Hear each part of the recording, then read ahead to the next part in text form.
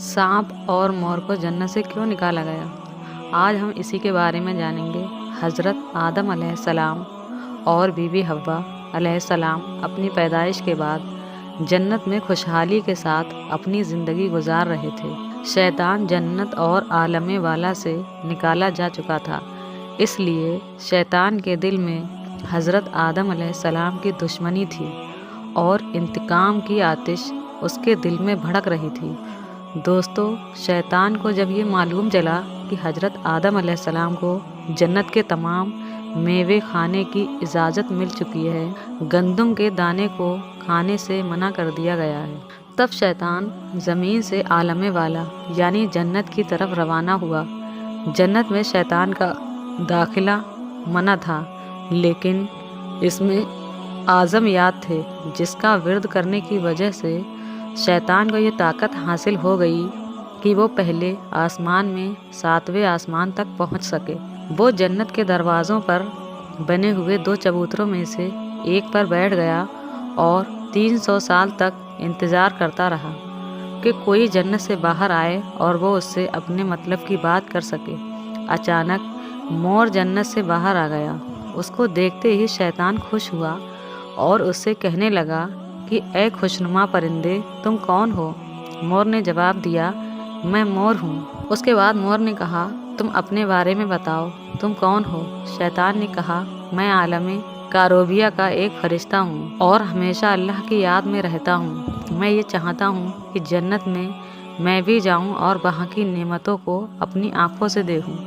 शैतान ने मोर से कहा, अगर तुम मुझे जन्नत के अंदर लेकर चलोगे तो मैं तुम्हें 3 ऐसी बातें बताऊंगा जिससे तुम्हें अब्दी ज़िंदगी हासिल हो जाएगी।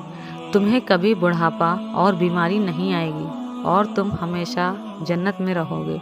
लालच में आकर मोर ने कहा कि मुझ में तो इतनी ताकत नहीं है कि मैं तुम्हें जन्नत में ले जाऊं, लेकिन एक सांप मेरा दोस्त है और वो शायद तुम्हारी कोई मदद कर सके। ये कहकर मोर सांप के पास आया और उसे सारा माजरा सुनाया।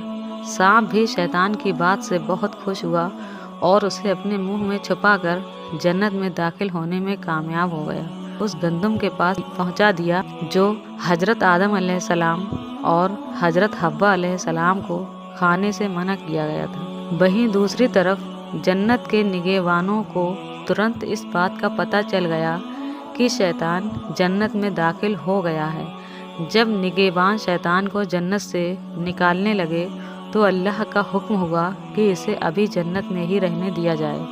शायद ये भी हज़रत आदम अलैहिस्सलाम का इम्तिहान था या अल्लाह की कोई हिकमत थी।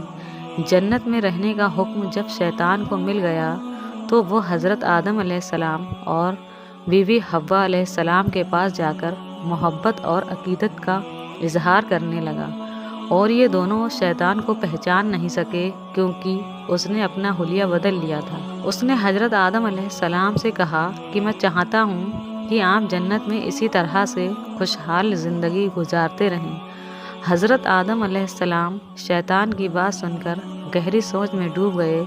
शैतान ने कहा, अगर आपने मेरी बात पर अमल किया तो यकीनन आपको हमेशा जन्नत की हर नेमत हासिल रहेगी। ये सुनकर हज़रत आदम अलैहिस्सलाम शैतान के बहकावे में आ गए और पूछा कि ये किस तरह मुमकिन है।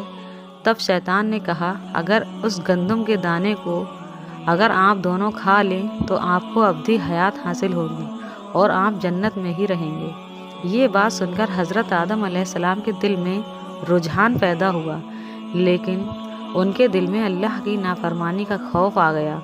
लेकिन हज़रत बीवी हव्वा शैतान की बातों में आ गईं और उनके कहने पर दोनों ने उस गंदम के दाने को खा लिया, जिसके बाद दोनों बेलिबास हो गए कि अल्लाह के हुक्म पर फरिश्तों ने हज़रत आदम अलैहिस्सलाम को कोहे सरादीप यानी श्रीलंका के करीब और हज़रत हव्वा अलैहिस्सलाम को जिद्दाह की सरजमीन पर उतार दिया। शैतान को जन्नत से हज़रत आदम अलैहिस्सलाम को सजदा न करने पर निकाल दिया गया। जन्नत में हर नेमत मौजूद थी। हज़रत आदम अलैहिस्सलाम खुश थे मगर तन्हा रहते थे। उसके बाद अल्लाह ताला ने उनकी तन्हाई को ख़त्म करने के लिए ان کی پسلیوں سے حضرت حوا کو پیدا فرمایا۔ دونوں ایک ساتھ رہنے لگے۔ اللہ تعالیٰ نے انہیں ایک خاص پھل کے قریب جانے سے منع کیا اور فرمایا اگر تم نے اسے کھایا تو ظالموں میں شمار ہو جاؤ گے۔ اسی جنت میں مور اور سانپ بھی رہتے تھے، ان کا جنت سے باہر بھی آنا جانا تھا۔ ایک دن شیطان نے انہیں روکا اور کہا کہ مجھے بھی جنت میں لے کر چلو۔ انہوں نے کہا اللہ نے ہمیں منع کیا ہے۔ شیطان نے مور اور سانپ کو جذباتی واسطے دینا شروع کر دیا۔ پھر سانپ نے شیطان سے کہا کہ تم سانپ بن جاؤ اور مور تمہیں نگل لے گا اور جنت میں لے کر جا کے اگل دے گا۔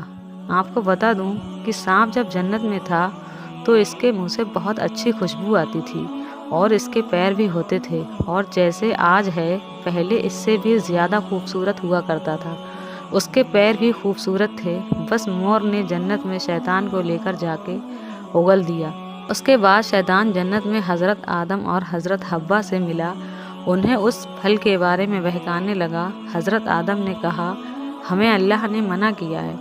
ایک دن حضرت آدم علیہ السلام سو رہے تھے، تب شیطان حضرت حوا کے پاس گیا اور انہیں پھر سے اس پھل کے بارے میں بہکانے لگا۔ حضرت حوا آخر شیطان کی باتوں میں آ کر اس درخت کے پاس چلی گئیں اور اس پھل کو کھا لیا۔ جب حضرت آدم علیہ السلام اٹھے تو اصرار کر کے انہیں بھی کھلایا۔ اس کے بعد ان کے جسم سے جنت کا لباس غائب ہو گیا۔ اس کے بعد انہیں بہت شرمندگی ہوئی اور اللہ سے رو رو کر معافی مانگنے لگے۔ اللہ نے انہیں جنت سے نکال دیا اور لمبے وقت تک انہیں زمین پر رکھا۔ اس کے بعد ہی جس پیر سے مور شیطان کو جنت میں لے کر گیا تھا اس سے بھی وہ خوبصورت پیر واپس لے لیے گئے اور بدصورت پیر بنا دیے گئے، اور جس منہ سے سانپ نے مشورہ دیا تھا اس سے اس کی منہ کی خوشبو چھین لی گئی اور اس کے پیر چھین لیے گئے اور جنت سے نکال دیے گئے۔